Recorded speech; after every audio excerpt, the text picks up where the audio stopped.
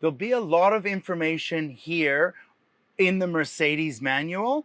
Kimberley has put their own placards in here as well. But my number one tip that I'm going to give you is this little button here. By having that engaged, when that's clicked in and engaged, when I open the door, none of my lights come on. It's just a reminder that our Mercedes battery is separate from the caravan camping battery. So by having that clicked in, it means that when I leave the doors open, I don't have my dome lights or additional lights coming on just by opening the door. I'll individually pick them.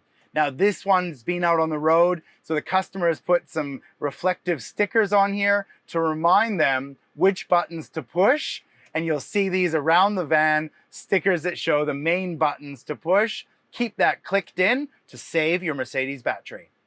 Now, I really like this spinning seat. The bottom lever, once I unengage that or click it, I can now sit here and spin. If you find that the chair is not spinning all the way around, well, of course, what we have to do is actually pull the seat forward. It's now sitting over there, and now I can jump in my seat and spin that guy around as I'm running it. So if you find it not turning the whole way,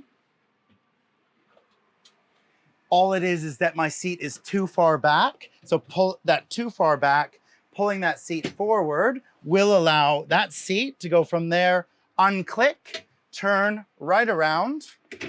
And that is my Mercedes front seat here. As mentioned, to open our big side door, there is multiple ways. One is from the driver's seat or passenger. I can push the button here to open or close that door even after I'm sitting and buckled up. Now the next one is that we can long press our remote. By long pressing our remote, unlock, long press, I can click this door open here as well.